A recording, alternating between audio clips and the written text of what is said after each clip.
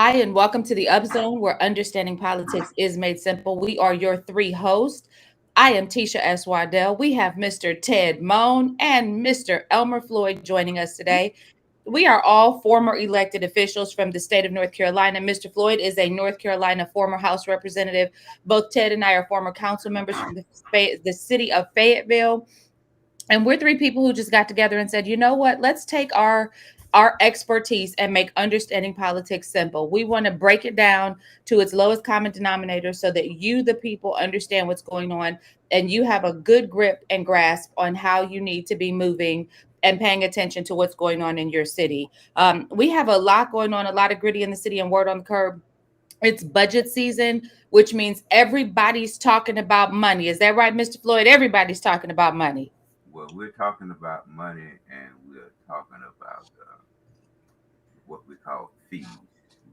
About who now? Tax Please. increase. We're talking about fees now, which is a tax increase, but we say fees. Mhm. Absolutely. You will see that across the board. Like people will fee you to death because they fear the word tax increase, but a fee is sometimes hits harder than a tax increase. Ted told us we had, yeah, he said we had over $200 in solid waste fees, um, in on our well in fees alone on our bill over the last few years. Mhm. That's bigger than any tax that we've ever had leverage that I can think of. Mhm. Yeah. But we mentioned Ted. See, you have to listen to Ted and for buzzwords. It's fees instead of taxes. But it Which goes is on the our tax same thing. bill. It goes on the tax bill. Exactly. Exactly. So make it make sense. So you guys, we were talking about those fees, those pesky little fees, and we see a budget that's getting ready to be discussed. So what budget are we talking, Ted? The city council, they're supposed to meet tonight at 5 for their next budget meeting. City manager Doug Hewitt is supposed to release his budget and that presentation.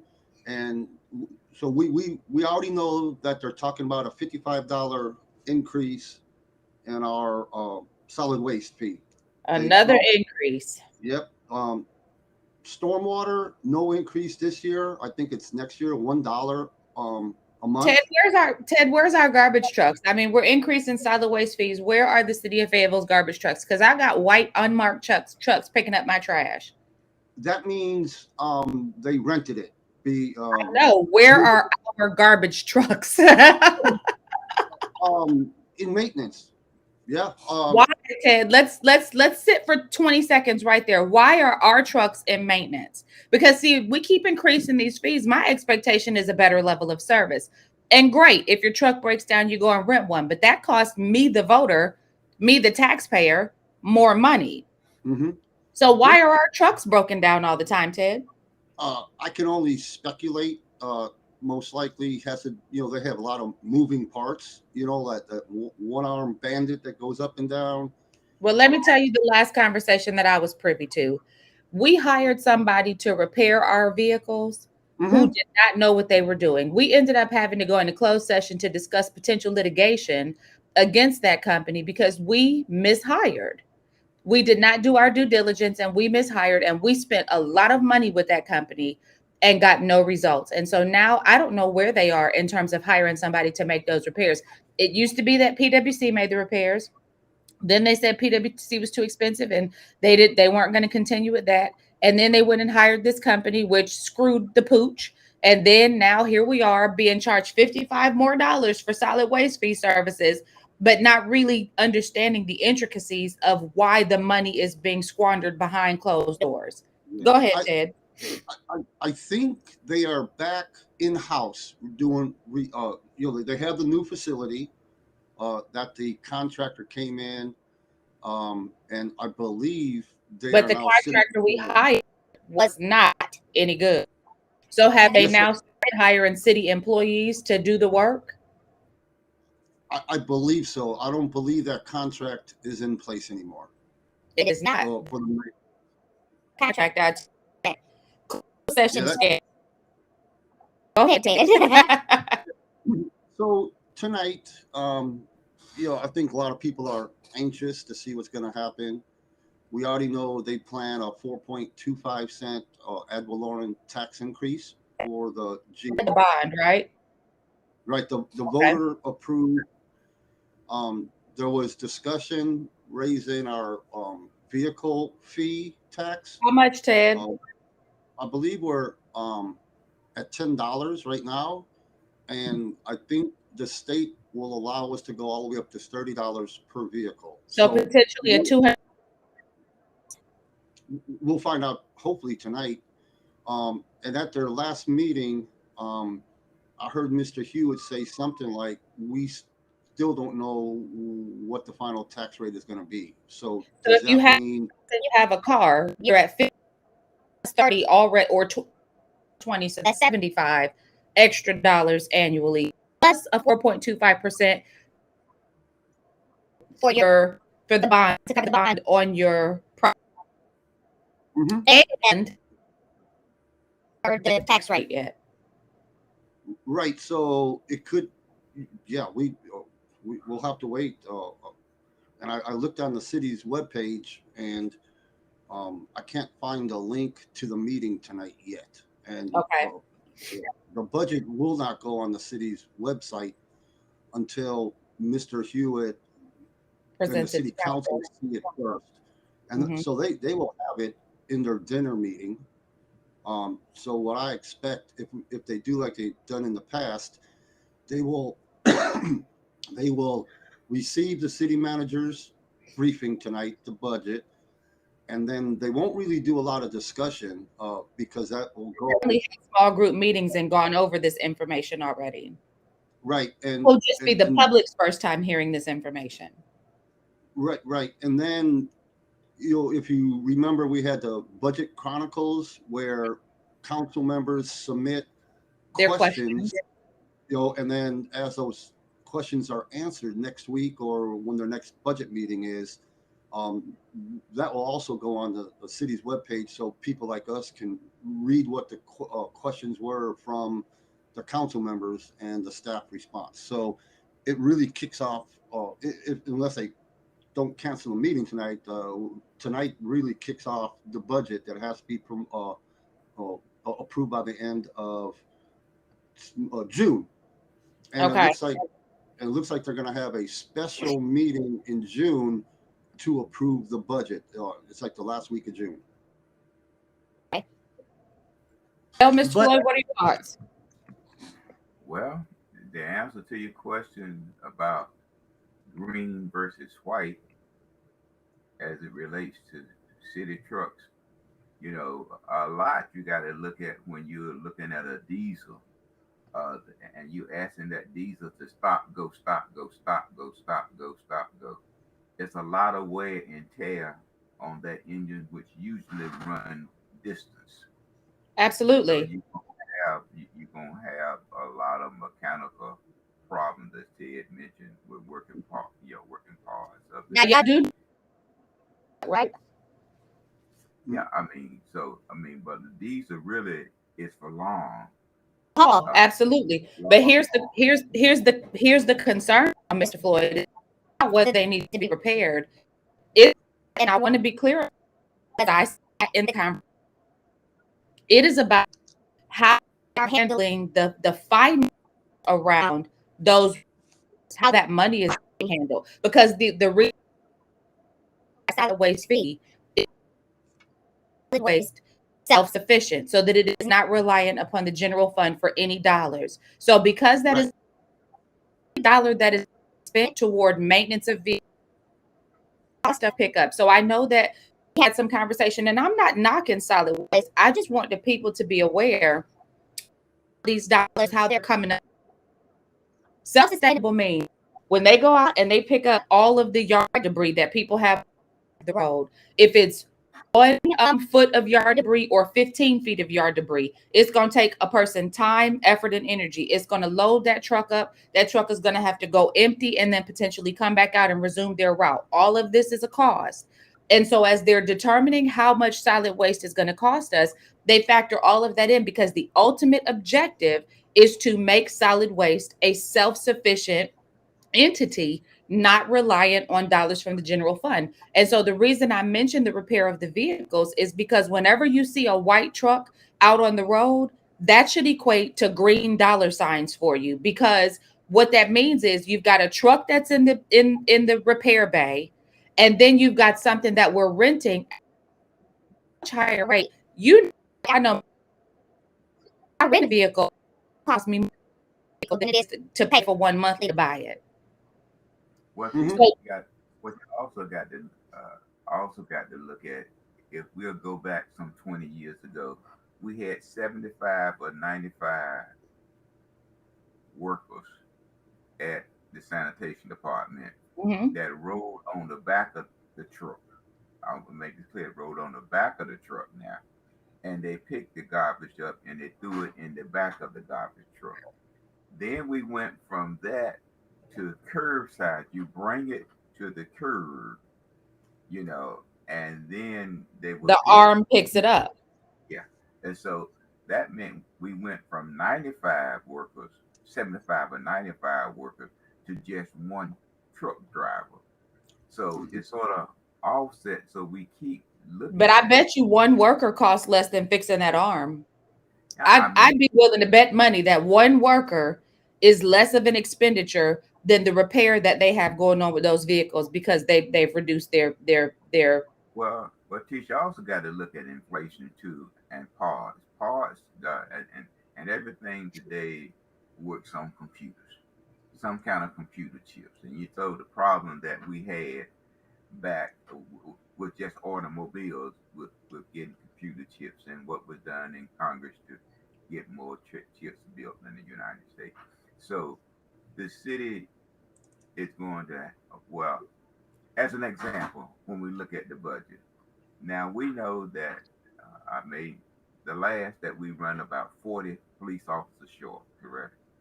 Somewhere in that neighborhood, about 40 police officers. I mean, from meeting this capacity. So, how many training sessions, or I mean, how many recruiting sessions do they think they're gonna have in this budget year? So they're only gonna have two, and you project that you're going to get 15 candidates each session. And so you got 40,000, 40. You got 40 job applicants. So why not put that money over there in your savings account?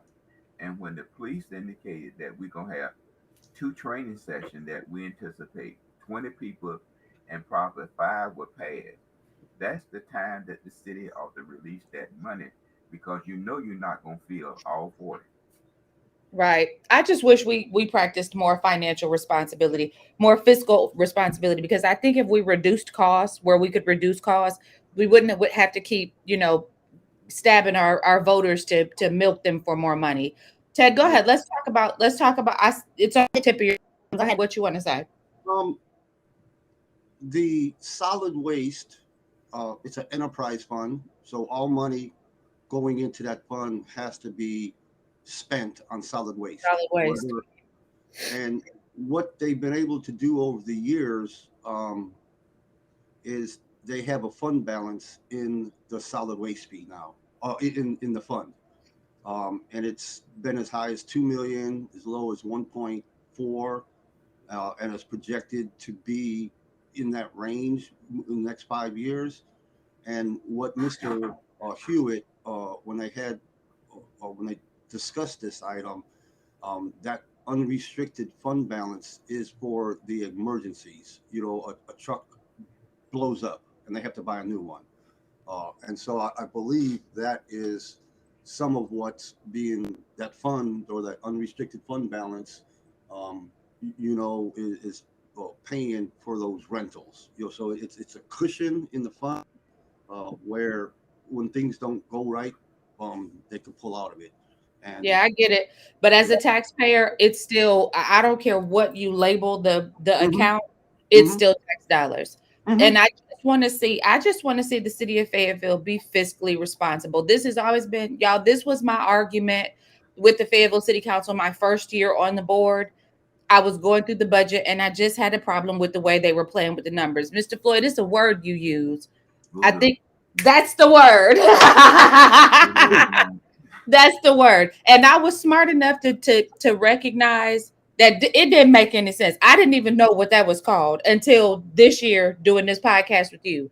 But I was smart enough to know then if I did my books at home the way that we were doing our books at the city of Fayetteville, we'd be broke or it was all said and done. Now it works for the city because it just works for them because they can go and leverage more taxes. But I can't do that at home. I can't, tax Larry's clients, his HVAC clients.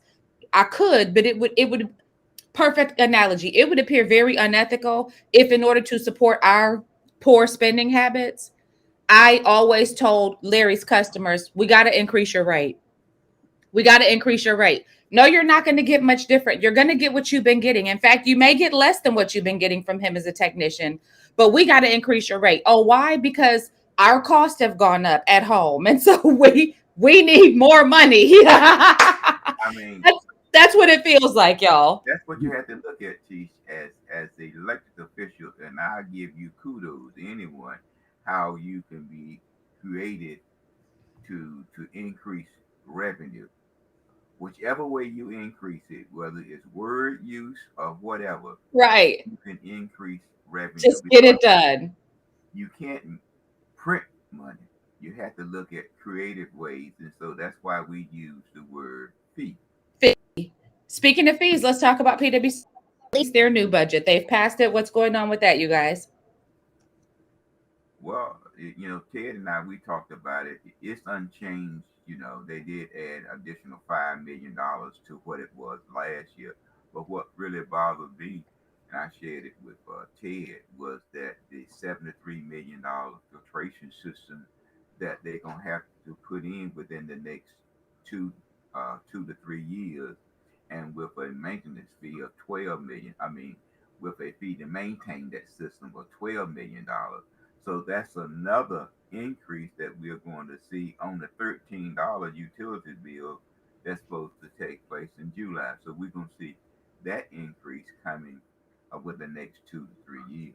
Mm-hmm. So, So PwC is so getting just sit tight. Mm-hmm. Well, I mean, we've been hit from both sides, and Ted mentioned some time back that PwC does electrical 1 year and they do water the next year. the next year. And so we're going to see a water increase on top of the filtration increase.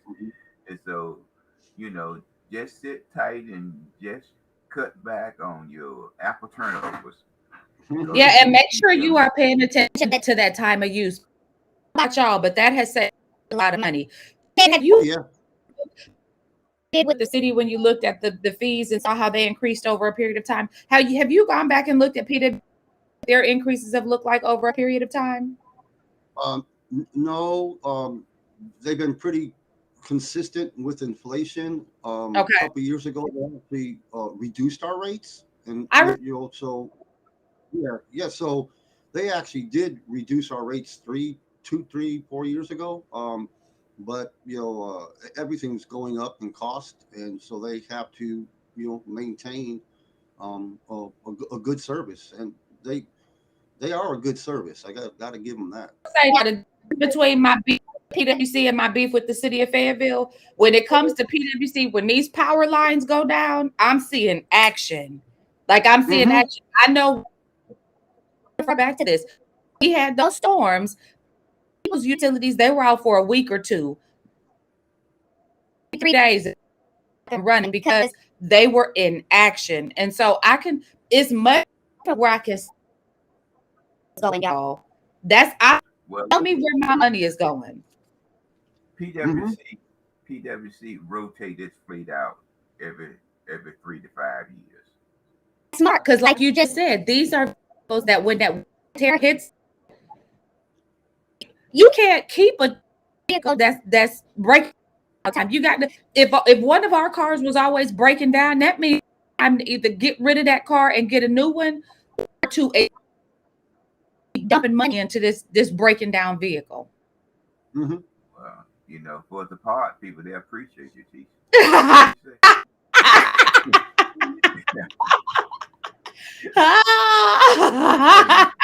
It's the same. Most likely, it's the same part. Because of the strain that is placed on that. I mean, the drivers do good, but when you got to shoot that arm out, just like on my street, I think it's maybe 20 houses, and Yeah, it stops over and right over there and over. with that Yeah, arm going out. I mean, they do a beautiful job. The arm shoots out, pick it up, nothing in.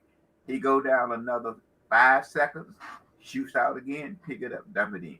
So Yeah, they're good. it's good, but it's wear and tear on the vehicle. So you have to Hmm. look at. I don't know if they do it or not. Rotate the vehicles out, for right. less maintenance. Ted, what do we Yeah, what do we they see? Go ahead, sir. no, each department has a fleet replacement plan. And we learned that when I first came on council, when we had to replace every single city bus, and then they started doing it, every couple years, so that solid wheat, or the bus, they don't. Every couple of years, you retire one and then you get a new one. So I that think it's was 10 years, Ted. I mean, like a yeah, lot of them, like 5 vehicles. I think it's 10 years yeah. that For they the replace big buses, it's a 500,000 miles, or most of that's all subsidized by the federal and state. So the city taxpayers, while they subsidize, but the purchase of the vehicles are, I think it's only 25% to the city, or is it Right. It's something kind like of on our federal. that? Hmm. Right. So let's go back to this PWC budget. Mr. Floyd, you've been telling us about this filtration system that PWC is going to have to invest in. Let's talk a little bit about as it relates to him. Well, what we see is that down many of our communities that have what we call PFAS is that the that is made from at that particular point Teflon that you use in cooking devices and whatnot.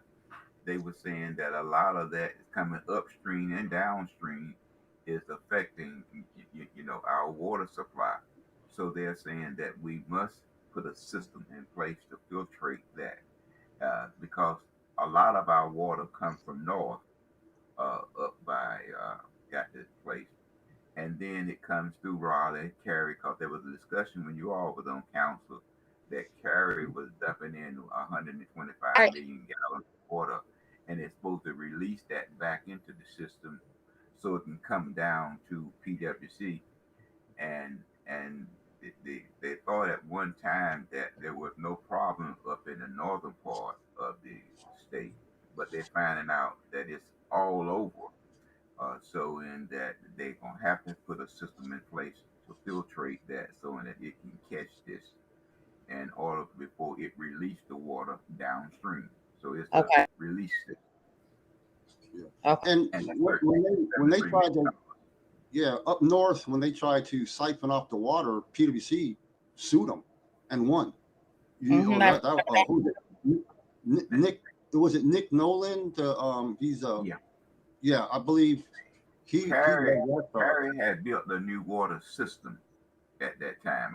Yeah, have built the new water system at that time, but it still wanted to trap that. I think it's 1 point whatever million that they wanted to keep and not send it downstream.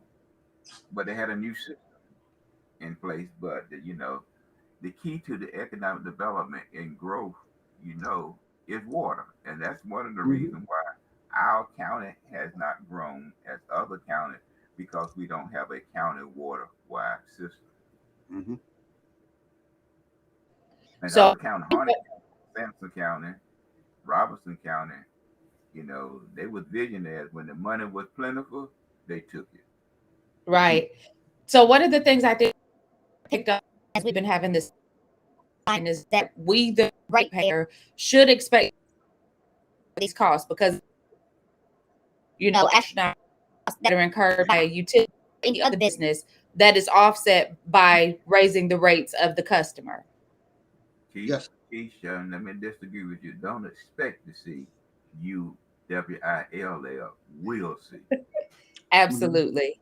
Absolutely. Right. So And keep your eyes on your bill. What are we looking at in terms of an increase based upon the budget as it is right now? I know you guys threw a number at me. I think it thir- a month for the average user. So, super users go up, and people like me living alone, it might, be not so much. But again, that time of use. And when I say that, what I'm saying is twice a year, so that if you utilize your high, example, running your dishwasher, any of an output of electricity during the time of use, to avoid the higher rates. And right now, during this season, running those appliances is 7 Right. 3 p.m. to 7 p.m. Put your AC, turn off your washer, run your dishwasher, cook between 3 to 7. If possible, cook before 3. Because if you are running these appliances, premium to do so between 3 and. Yes. Now, Yes. one thing that you have to remember, Teach, that people don't realize, if you have a TV that you haven't watched in 5 years, unplug it, because current is still running to that TV. Yes. So when you walk there and push it and the button for it to come on, it automatically come on in seconds. Right. So that means that current is already there, holding until you push the button to receive additional current to come in. Yeah. There. So again, if you don't use it, unplug it. Well, like my coffee pot. When I'm done drinking coffee, I unplug it. I turn it off and unplug it. You don't need it. I mean, and then again, a lot of times people walk around with all the lights on in the house when it's daylight. That he'll go turn. I mean, it's a constant task. Is that if you're not in a room, why have the light on? Mm-hmm. I mean, what you got the room watching the room? Turn light off. That's what the pistol's for. Right. Turn the light off. Well, guys, I think that one of the things drive home to our audience is to be able to consumption, so that as these rates kick in, you most certainly have start to maintain your bill. You can. Same thing with looks. I'ma just put this out there. Same thing with solid. Have the limb and the limb put out for Friday. Let's your whole yard and trim all your trees on the same, put everything out and expect that should be pick up.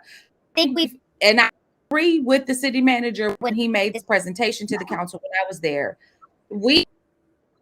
This that this thing should cover all encompassing amount of work. Remember, if you bought a new refrigerator, you go out and call a number and they'd come and pick up your and do anything.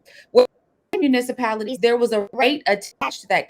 That's a service. That's the fee. Be attached to that service.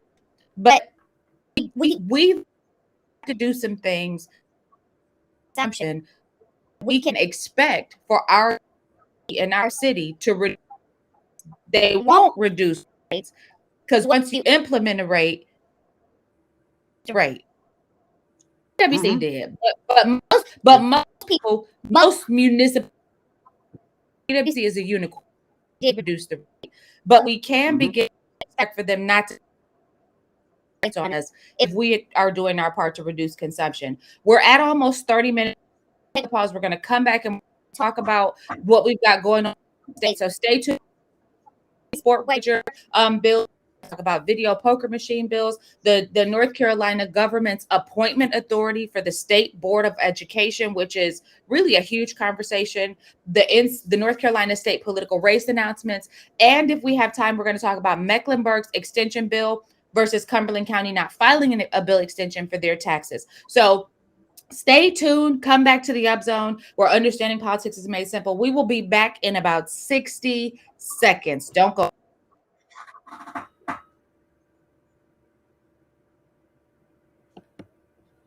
Are you looking for a real estate agent who knows the Fayetteville community inside and out? Look no further, as your hometown girl LaTanya has extensive experience of our area and experience in its real estate market. LaTanya delivers results. At LMR Realty Group, we all understand that buying or selling a home can be a stressful experience. When you partner with us, you control the decisions while LMR Realty Group guides the process, and together, we'll work from contract to close with ease. Whether you're a first-time buyer, downsizing, or expanding your investment portfolio, LMR Realty Group has got you covered. As a bonus, if you call and go under contract by March 31st, LMR Realty Group can cover up to $400 for a home warranty on a resale property with all appliances included.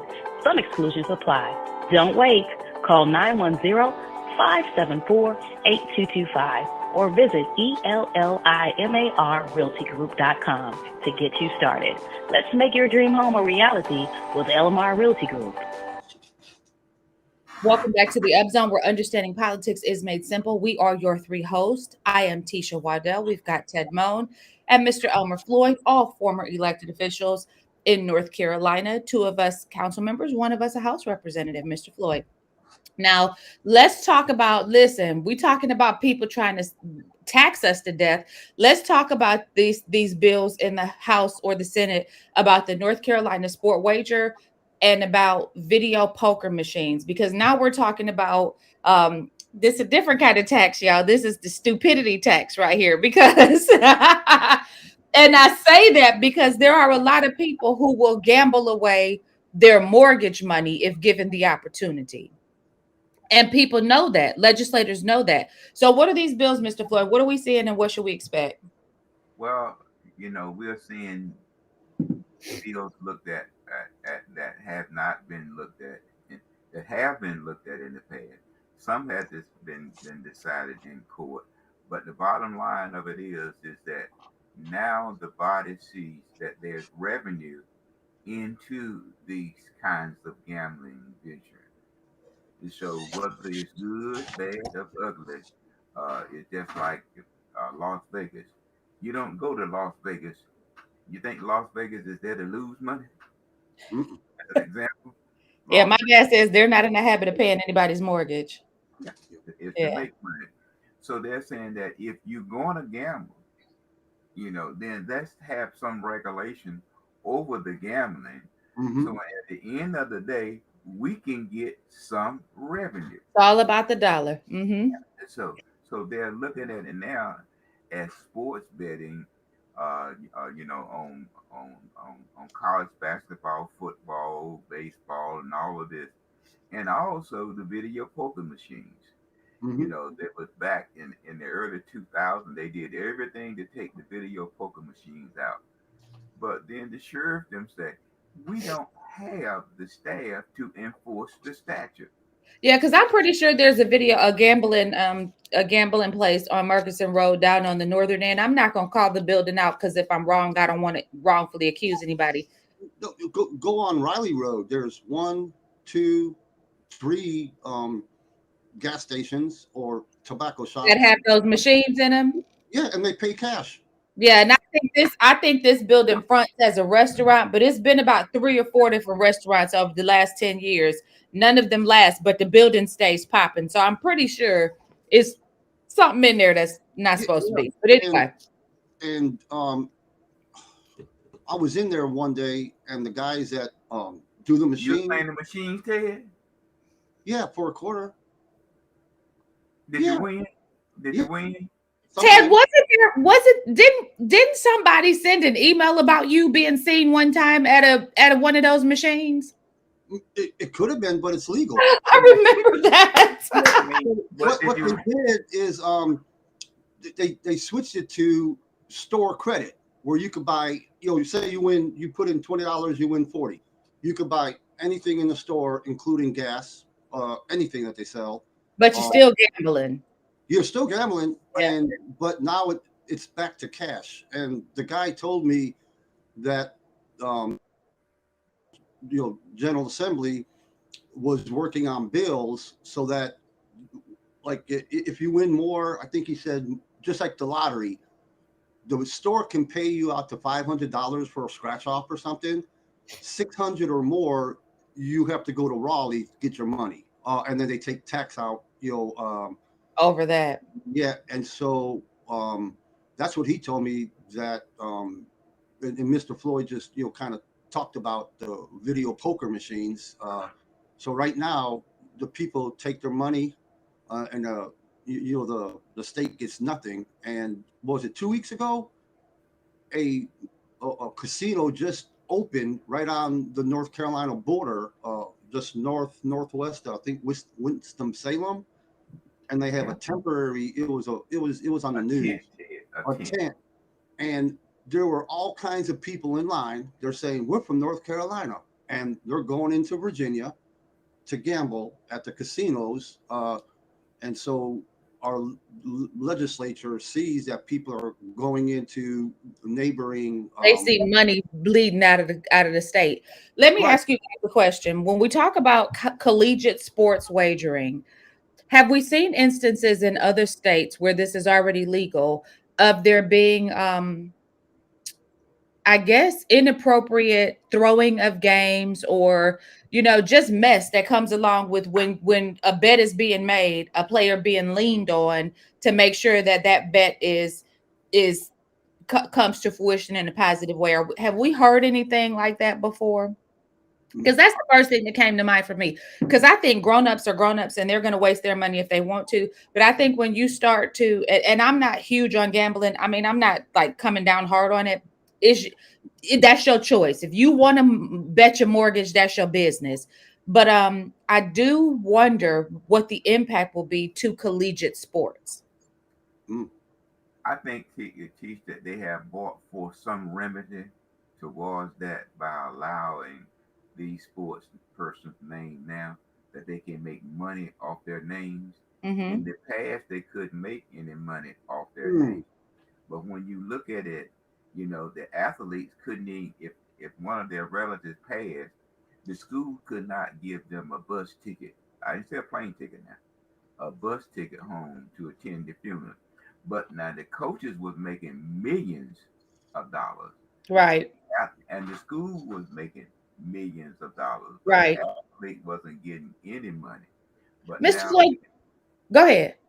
but now they can sell their name, their brand, whatever, and they can make money for themselves off their name, which it sort of removes the conversation about throwing games and that type of thing for athletes. Okay. But you don't know. I mean, we live in a society, and you don't know. But what we do know is that people are going to gamble. They've been gambling ever since Genesis, and what this And they're going to gamble through the revelations.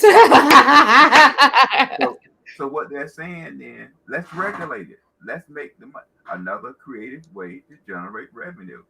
Now, if this is successful, both bills, two different bills in the House and the Senate, HBCU will receive some of this money on the That, video that poker. but see that to me sounds a lot like when they said, let's do the lottery, the money will go to the schools, and then the schools got this much. Wait a minute, now, T, now, wait a minute. Now. We get the education lottery mixed up. The education lottery does not supersede the 55 to 58% that the state appropriate for education. It just is a supplement. That's Yeah, all. but how much of the supplement goes to education? Because it's called the education lottery. Yeah, but bear in mind that Tish, now I have friends that plays that. Now, one thing that education lottery does, it will not allow you to get that money without taking a picture so they can publicize you, that there are winners. People are not going to play the lottery if If they nobody not wins. win, and they want to see who are the winners. So much is going to go towards winners. So much is going to go towards advertisement. So much is going to go towards the education system itself, and then so much is going to go to staff. Should we expect to see the same thing with these types of funds that are generated from gambling? I mean, you might as well teach they're not gonna stop. They're not. Oh, That's right. But I understand. But should we expect to see the same type of distribution and funding as we see with the education lottery with these gambling funds? well, Should it be? I mean, look at HBCU, which sports is self-supporting at at the university. Like Fayetteville State is not like the University of North Carolina and State and Duke that has large donors. I Right, mean, they don't. They don't. When right. you look at graduates that back in the early '60s, when they left Fayetteville State, they wasn't making $6,000 a year. So how can they give back to the institution hundreds of thousands of dollars when they were only making $6,000 a year in education, and it still hasn't grown that much? So when you look at it, how can these schools generate additional money and they're gonna gamble anyway? So you might as well regulate it. If not, I know when I walk in the store and see a machine, it's not designed for me to win, so I don't play them. Okay, if it was designed for me to win, they wouldn't have it in the store.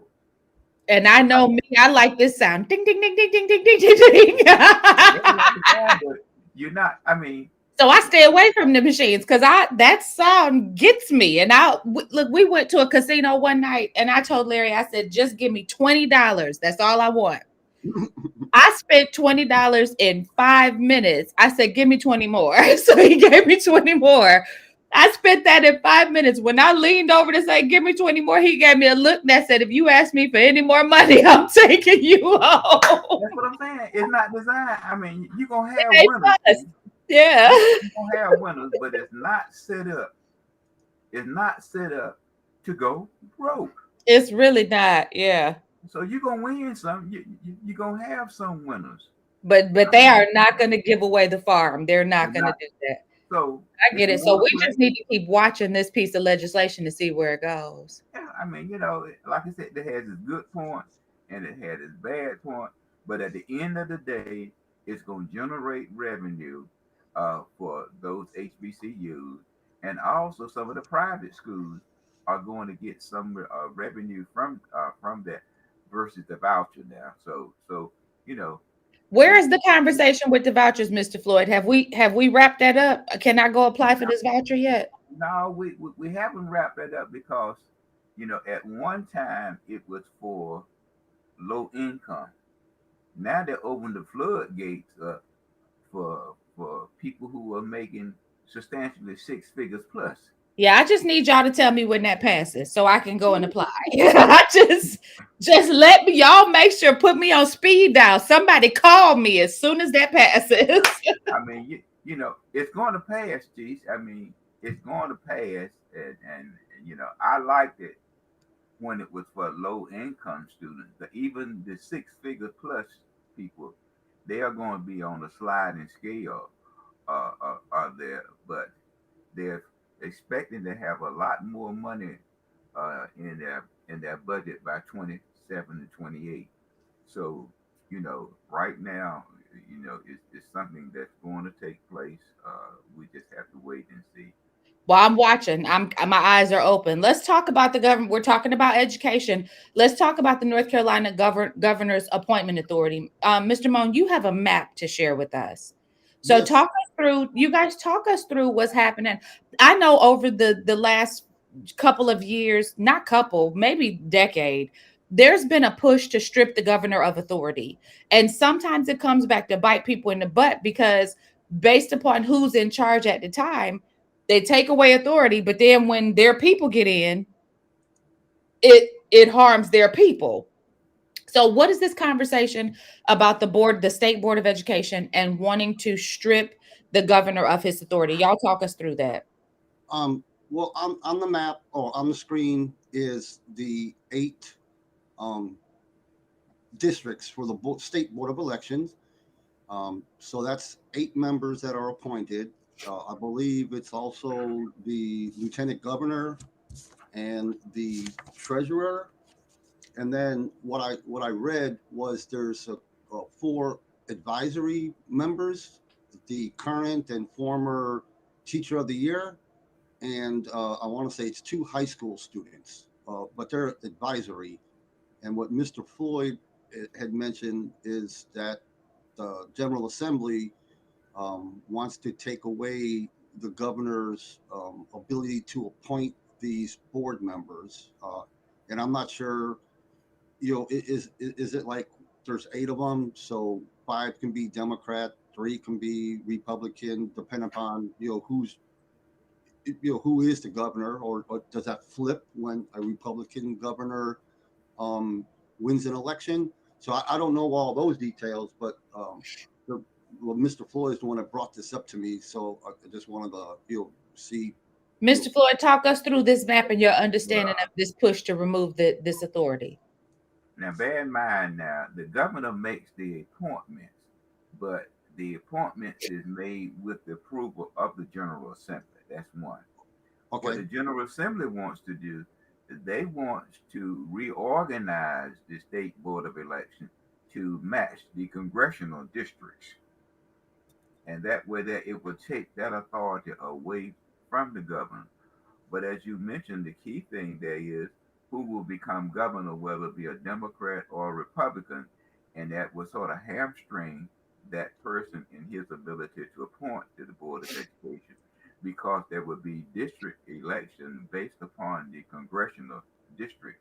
So, as you know, within the next few months, they're going to redraw the district. Right now, we have 7 Democrats and we have 7 Republicans. That may change when they redraw the district to somewhere in the neighborhood of 9-5 or 10-4. So that means that you would probably have that's that number of Republican U.S. representatives, and it may mirror the state board of election. So you have to. So some party members are very leery about this changing of stripping the governor of his authority. In this case, now, in other cases, they have not. So let me ask a question. So what you're saying is the proposal is to move from 8 districts to 14 districts? To mirror the U.S. congressional district. Okay. And so and who would have the authority of those appointments in the instance if they made that Now change? they Would run that statewide. They would run from they would districts. run? Got it. They would run from Okay, districts as the same as U.S. House members would run got today. it. So it would become an elected position versus an appointed Yeah, position. and I'm sure again as Ted knows, Ted very good with map drawing, that Cumberland County, some kind of way, we don't have the zeal to remain a full county in this map drawing process. We will always be siphoned off with another county, half with Robertson County or half with another county or whatever. We with 30, 300 and somewhat thousand, which a district makes up about 900,000. We're a third of a district, but we always split. Okay. Okay. So we need to be watching this because this could have implications in regards to the content that we see in our schools because we see a lot of hot topic conversations surrounding what can be taught and who it like with critical race theory or with like all of these different the LGBTQ conversations with the books that are in the schools. This really kind of points back to who will make the decisions as to what's in our schools based upon who is elected or appointed at the state level of Board of Education. It would have a long range effect on our Okay. on. You see, we talk about education.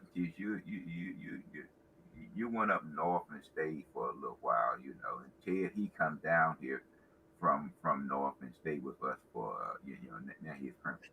But North Carolina has 100 counties, Mm-hmm. Mhm. but we have 115 school districts. Which means some of the counties are divided. Yeah, so what we're saying that the Constitution states that North Carolina has to provide a sound basic education for its population. Okay. But we have 115 school districts, 100 and 100 counties. Well, Mr. Floyd, let's talk about this because I think to your point, a lot of eyes are on these upcoming races in terms of who will be our governor, who will be our next lieutenant governor, who on the ballot coming up. We already know, we've talked about it ad nauseum, that the Fayetteville City Council has an election that's coming up. They will be start filing next month, July, right so after 4th of July. Right. So in less than a little over a month, the Fayetteville City Council will start seeing members announce who's running. We'll also start seeing people from the community saying, "Hey, I'm going to run for this position." But we also need to be paying attention to the state, because statewide we also have elections that are getting ready to start gearing up. People making their announcements, starting to grease the wheel for these elections. Who are we seeing saying they want to enter into the fray? We've already heard Josh Stein say that he wants to run for lieutenant governor. Now, Josh said he wants to run for governor. Governor. We've also heard Lieutenant Governor Robinson say he wants to run for governor. Who else are we hearing say that they want to be the governor of the state of North Carolina? Well, we have Mark. He indicated that he wants to run for governor. And then we have we have Farwell, who's the state treasurer, indicated that he wants to run for governor. Those three Republicans. But right now we have just Josh Stein. I heard another name this morning for Democrat. Who was the other name for Democrat? Lieutenant Governor? Yes. Lieutenant Governor Clark indicated, Ben Clark, that he wants to run for Lieutenant Governor. Chris Ray has stepped out of the race for Lieutenant Governor. And now the governor's daughter wants to run for Hunt out of Charlotte. She wants to run for lieutenant governor. And then you have Smith out of Goldsboro.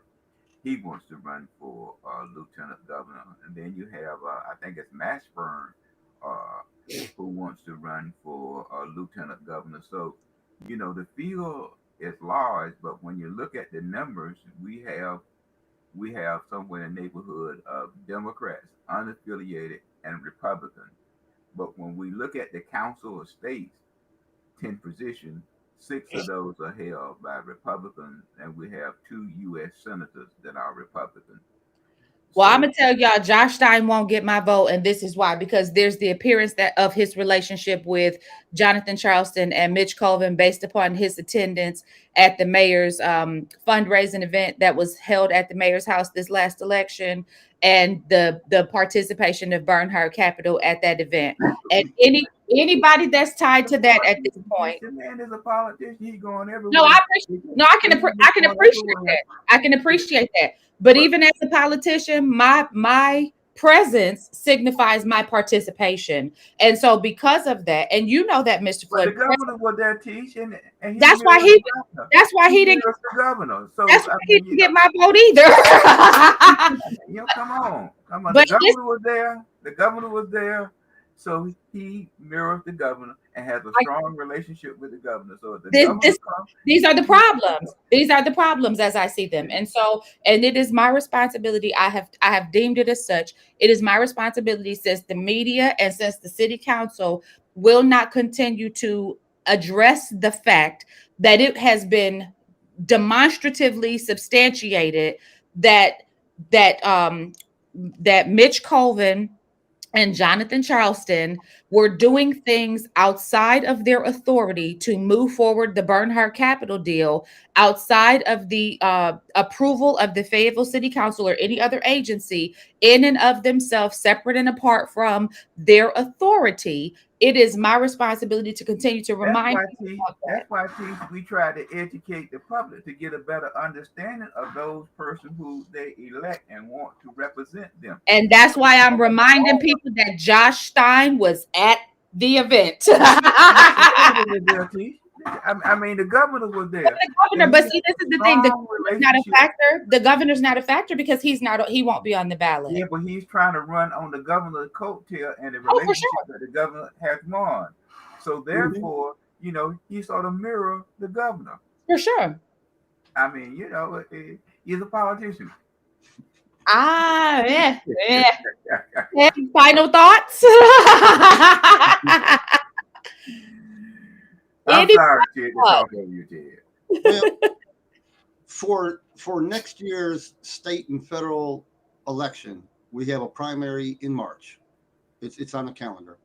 The fight opens 4 December to 15 December of this year. So we know the General Assembly has to have the maps redrawn so people know what districts they're going to be in for the House, the Senate, Congress, or statewide races is like it's statewide. So just pay attention to that, and if you hopefully the city will put a link on their webpage today so I could watch their budget meeting, and then that'll give us some insight for next week of what the city manager is proposing, and then what city council may or may not do. So tonight could be a big night for all of us.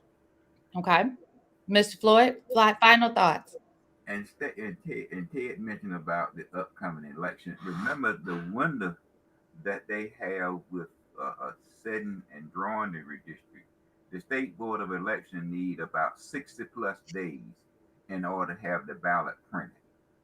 And so that's the window that you have to be very careful about, and the window that they will have to look at, or they will push the election forward in order to give them some time to make sure that the board of election have its time to print the ballot. So right. So you're talking they have to have it all done by the end of September to give the board of elections October, November, because of filing with right beginning of December. Okay, that makes sense. So and now that and you got absentee ballots and all this stuff that has to be mailed, to our persons that live outside of the state. Right, and the overseas civilians and military and all that. So since they already have a blueprint from 2021, so it shouldn't take them long to redo them. And then since the Supreme Court ruled you cannot bring up partisan gerrymander, and they ruled that with prejudice, which means these that normally sue the Republican side cannot bring that claim up again. So I think it'll go pretty quick, as long as they stay away from racial gerrymanders, which is illegal under the Voting Rights Act of 1965. These districts should be drawn pretty quick. Don't worry about it, Keith. There's so much good in the best of us and so much bad in the worst of us. Behoove none of us to talk about the rest of us. And anywhere it goes, some of us will be in court after the redistricting. Period. Dot. So my final thoughts, as always, because I know we talk a lot about politics, but I'm always, compelled to remind you about the reality of my situation. So as a believer, I want to remind all the believers, we were never intended to be governed by this structure. We are supposed to be under theocratic rule, not democratic, not republic, none of that. Theocratic rule means ruled by God. Because we have given that up, and we did that all the way back. If you look historically, go back and look at the history book. 1 Samuel, the 8th chapter. If you start about the 4th verse, it starts to tell you about when the people came to Samuel and they said, we want a king. And he went to God and said, hey, they want a king. He said, don't worry about it. Give them what they're asking for, because it's me they're rejecting and not you. He said, but tell them this. Now listen, tell them this. That these people, he said, warn them solemnly and let them know that a king will reign over them and claim as his rights. He said that they are going to really make your sons serve us with everything that they have. They're going to be assigned to battle. They're going to have to plow the ground for these kings. Look, they're saying you're going to have to work for your government. And that is exactly what we see. It's what we see. So we need to get back, believers, get back to the basics. Remember that God is your God. The government is not. Stay informed about what's going on in your community, because if you are not paying attention, you are going to be really surprised in the next couple of years at what you see unfolding before you. Pay attention. You do not have to take our word for what we're saying. Mr. Floyd knows what he's talking about, and Ted knows what he's talking about. I'm making it up as I go. You don't have to believe anything we say. Pay attention and figure it out for yourself. I might not know politics, but I know the word of God. And the word of God assures us that if we place our confidence in the right place, we'll be okay. And the right place is not City Hall. It is not Raleigh and the state capitol. It is not Washington, D.C. and the national capital. None of that. Know it, but don't place your confidence there. And that is it. And that is all. Make sure that you like, follow, subscribe, and share. Make sure that you tell a friend to tell a friend, because what we got you don't want to miss. You can find us wherever you get your major podcast. And of course, you can watch our replays on YouTube. And y'all, that's the Gritty in the City and the Word on the Curb. Thank you for joining us, and we'll catch you next week.